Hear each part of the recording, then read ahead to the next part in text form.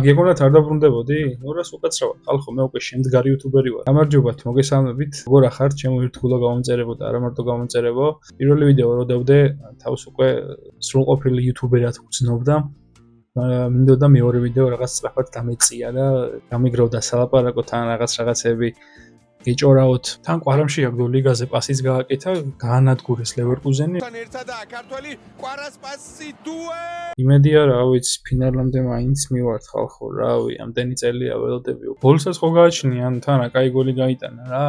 ეგეთ მაგაზე უკეთესები აქვს განატანი, მაგრამ მაგარი ლამაზი გოლი იყო რა, ჯერ დაუვარდა ბურთი რა, ცალს რა მოხდა და დაარტყა მოკლე მანძილიდან. ხელია ხვიჩა, ყვარას ხელია დაარტყა და უბლოკეს ისევ ხვიჩა. ერთი შტანგა მეორე შტანგა და რო შევარდა და სულ მაგრად მევასებოდა ეგეთი გოლები. მეც რო გამქონდა ოღონდ ესში. თან ეს აღნიშნა რაღაც ახალი იყო. რეალურად ნიშნავდა ice in my veins რა. ანუ ემოცია არ მაქვს რა, კინოლივით ცივი სისხლი მაქვს და ეს აღნიშნა გააკეთა პირველად დიანჯელო რასელმა ლეიკერსში თამაშობდა იქე 7-8 წლის წინ სადღაც კოპისთან ერთად ხოძე რო იყო. მაგის შემდეგ ბევრი იყენებდა ამ აღნიშნას. ტრენდის კი იყო TikTok-ზე და ვიღაცას ეწერა პროსტა კომენტარებში. ნაკრებში ფრეონი გააკლდა რო ვერ გაყინაო ალბათ თუ რაღაც ეგეთი და მეთქი წინა ვიდეოში ვთქვი ნაკრებზე რა, ნაკრების თამაში რო იყო, მეთქი არ მესმის რა ეგეთი რაღაცეები რა, ანუ ყვარაზე ზოგადად ქართულ ფეხბურთს რა სუქნა და რა სარგებლობას მოუტანა. დავივიწყოთ რა, სახუმარა კომენტარებიც იყო, რა თქმა უნდა, ხალხმა რო ვერ გაიგო რა ხდებაო რა. ისეწერა. ის რო არის რა, ფილმში, ქუჩის დღეებში არის ხო გორი. რატო გაიგეთე ბიჭო წამალი? აი ნაკვაკ რა, ენა ქარტ. ვიდეოს ვიღებ მაცად.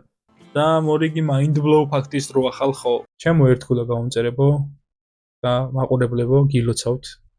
თქვენ იღებლიანები ხართ. რატო? იმიტომ რომ ბოლო 20 წლის განმავლობაში 7 ჯერ გადარჩით.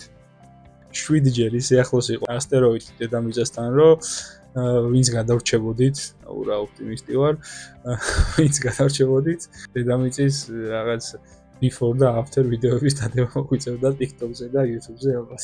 ყველაზე ახლოს იყო, ეხლა თურმე 20-20-ში 3000 კილომეტრის მანძილზე ჩაგვიარა, სახელად 20-20 QG. ეს როგორი ახლოა, იცით, ანუ წარმოვიდგინეთ მანძილი თბილისიდან ვენამდე. ხო, აქ ვენას მაგერად ლიონი უნდა მეთქვა და არ მცემოთ. ან დაახლოებით რა გითხრათ და აზომეთ ეხლა ესე აქეთ მიწიდან 3000 კილომეტრი ესევით კოსმოსში და მიხვდებით რა ახლოს იყო. წარმოვიდგინეთ ესეთი რაღაც, რა. ხართ პარიზში. ჩვენი დილა, ესე ლამაზ ხედზე სვამთყავა, საკეთ ტურისტები ფოტოს იღებენ და ვიღაცები შედიან ლუვრში და გამოაქვთ ძვირადღირებული 8 ნივთი. თითქოს რაღაც გვერდით კაფეში შესულიყვნენ და კრუასანი ეყიდათ და გამოსულიყვნენ. ხო, იშვიათი შემთხვევა მოხდა, ლუვრი გაიტანეს, დღისით, მზისით, თუმე იმ დარბაზში გაიტანეს ეს ძვირფასი ნივთები, რემონტი მიმდინარეობდა რა. ზუსტი ადგილიდან შევიდნენ, სადაც ნაკლები დაცვა იყო, ვარაუდობენ, რომ შიგნიდან ჰქონდათ ინფორმაცია, გაასმოუქე შედი გამოდის თემა რა. გეიმერები მიხვდებიან და სადაცილო ისაა სატირალი თუ არა, რომ რამდენი კვირა გავიდა აგერ და ეჭვმიტანილი არ აყავთ ჯერ კიდევ. სულ სამჯერ იყო ლუვრის გაქურდის ფაქტი მომხდარი. ერთი იქე 1911-ში ლუვით გაუტანია მონალიზა ვიღაცას რა ყოფილი თანამშრომელი ყოფილა. ლუვრის 2 წელი ინახავდა თორე და შემდეგ დაუბრუნებია. ყველაზე ცნობილი ფაქტი ესაა, ლუვრის გაქურდის 70-იან წლებში იყო კიდე მონეტები გაუტანიათ, 98-ში იყო სამეფო ბეჭედი მოუპარავთ და მაგაც დღემდე არისიან ეჭვმიტანილები არ აყავთ და დღეს 2025-ში გახდით მოწმენი ამ ფაქტისა.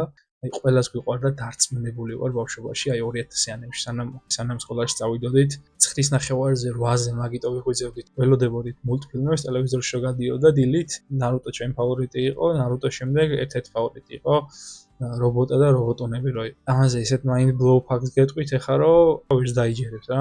პირველ რიგში ეს მულტფილმი ყოფილა ნატოს მიერ დაფინანსებული სამხედრო ალიანსის მიერ და მიზნად ისახავდა ბავშვების ტექნოლოგიური და კრიტიკული აზროვნების ჩამოყალიბებას. და რობოტა აფეთქებდა ყველაფერს მულტფილმში და სიახლეში თურმე კიბერუსაფრთხებას გასწავლიდა რა. როგორი ირონიად შიგნით და რობოტონები ისორი პატარა რაღაც რობოტები რო არსებები რო იყვნენ, ეგენი ყოფილან, ენი რო იყო რა, ყუთელჩივანი გოგო იყო თუ წითელი. არ მახსოვს. ენი რო იყო მოკლედ რა, რობოტას დამხმარე რა, რო ეხმარებოდა რაღაცეებში. მაგის შექმნილი როგორ იცი, მისი ტვინის ნეირონების ასლი. ანუ პენის პატარა ციფრული ეგოები იყვნენ ჩვეულებრივად რა. ანუ უფრო კარგად რო ჩავშალოთ რა, ყველა სერია იყო თითქმის ერთი და იგივე სტრუქტურის. ყოველ სერიაში ტექნიკა ეხმარებოდა რობოტას.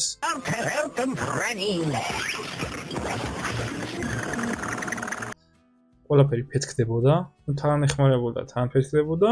ანუ ალეგორია იყო იმისი, რომ ტექნიკამ შეიძლება თან გადაგვარჩინოს, თან დაგვაზიანოს. რასაც ვარაუდობს ნელ-ნელა საზოგადოება ამ AI-ის თემაში რა. შემქმნელებიც ამბობენ, რომ რობოტა ვინც იყო მთავარი, განზრახვა მოქმედო ადამიანის ტექნოლოგიურ სამყაროში რა. ანუ თითქოს და თან რაღაც შეუძლია და თან არ შეუძლია. ანუ ჩვენ რაღაც იუმორით უყურებდით, ვიყვარდა რომ რაღაც პატარა რობოტები არბოდნენ, რაღაცებს უშვებდნენ, აფეთქებდნენ, რობოტა მივიდოდა, ხსნელად გადაარჩენდა, იქეთ დოქტორი კლანჭა იყო.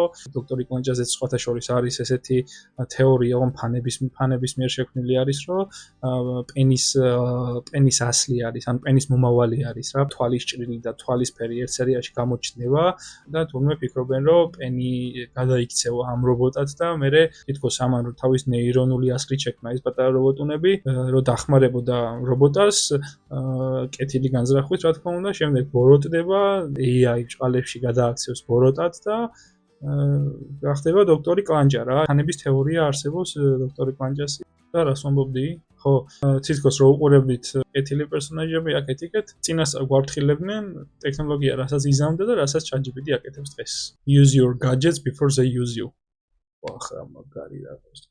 და წამოვიდგინეთ ეს მულტფილმი იყო 2000-იანების ზოდის დაიწყო 2000-ში თუ 2001-ში, კაროჩი როცა იყო რა, 2000-იანების დასაწყისში იყო ამდენი 20 წელია გასული იმის მერე, ეს მულტფილმი ამერიკაში ტელევიზიაში არ გასულა.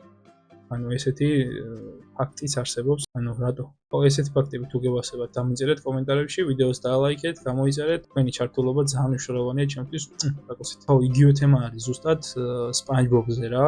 შეიძლება ბევრმა იცოდეთ, მაგრამ მაინც გეტყვით 7 მომაკვდინებელი ცოდვების მიხედვით რო არის შექმნილი SpongeBob-ის პერსონაჟები, ეს შეიძლება იცოდეთ, მაგრამ რაც SpongeBob-ის ქალაქს ერქვა რა, 1946-დან სადღაც დაახლოებით 58 წლებში ამერიკა მარშალის კუნძულებზე ატარებდა რაღაც ატომური ბომბის, პატარა ატომური ბომბის ტესტები. ათობით აფეთქება იყო, ოკეანეში ეკოსისტემა გაანადგურა, რადიოაქტიური ზონა დატოვა და ამ ადგილს ეძახდნენ, ერქვა ბიკინი ათოლი და SpongeBob-ში ქალაქს ერქვა ბიკინი ბოტომსი. და ესეთ mind blow ფაქტი არის რა, რომ SpongeBob-ის პერსონაჟები არიან რადიოაქტიური მუტაციები, რომლებიც გადარჩნენ აფეთქების შედეგად. ამიტომ განსხვავდებიან ვიზუალურად ჩვეულებრივი ზღვის არსებებისგან. ხო და პერსონაჟებს რაც შეეხება თვითონ, SpongeBob-ი მთავარი არის ამპარტავნება, ის ყველასთან ტრაბახობს, ყველაზე მაგარი თანამშრომელია, რაღაცა არ გამოდის ეგრევე შოქში ვარდება. ნუ SpongeBob-ი არის ტიპიური მე საუკეთესო ბიჭი ვარ რა. ერთ-ერთი ცოდვა არის Squidward-ის იზღის, იძულვილი, არ ვიცი როგორც კიდათ დაარქვით,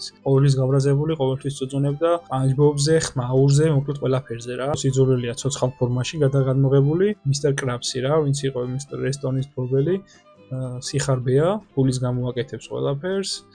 ერთი სცენა არის ქორწილზეც დოლარის ფორმის ბეჭედი უკეთია. და ამდენ ბურგერს იმიტო ყიდა, რომ ფული უყვარდა და არა რაღაც თავისი მაცხოვრებლები ხალხი. სენდი არის ამპარტავნება, იგი იყო უცხო ტეხასიდან, ანუ ზღვის არსება არ არის. ყოველ სერიაში იძახდა, რომ I'm from Texas-ო. Wish I was back in Texas. და აურის გაფარმა ცდილობდა ყოველ სერიაში მოკლედ. გარი. მარტივი მაგალითი რა, ლუარსაბი. მარტო ჭამაზე რო ფიქრობს.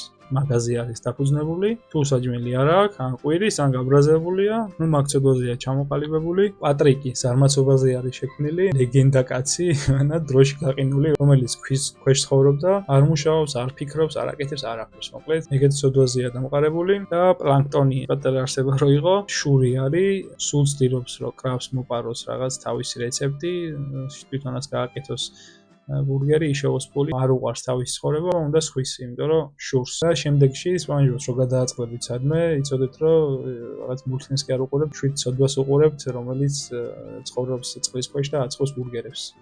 მოკლედ ამით დავამთავრებ ახლა. კიდევ ერთხელ გეტყვით თუ მოგწონთ ესეთ mind blow ფაქტები, რაღაცები დამიწერეთ კომენტარებში, ვიდეო დაალაიქეთ, გამოიწერეთ არხი. მართლა ძალიან მნიშვნელოვანია თქვენი ჩართულობა ჩემთვის და მე სულ მალე დაგებრუნდებით ახალი mind blow ფაქტებით.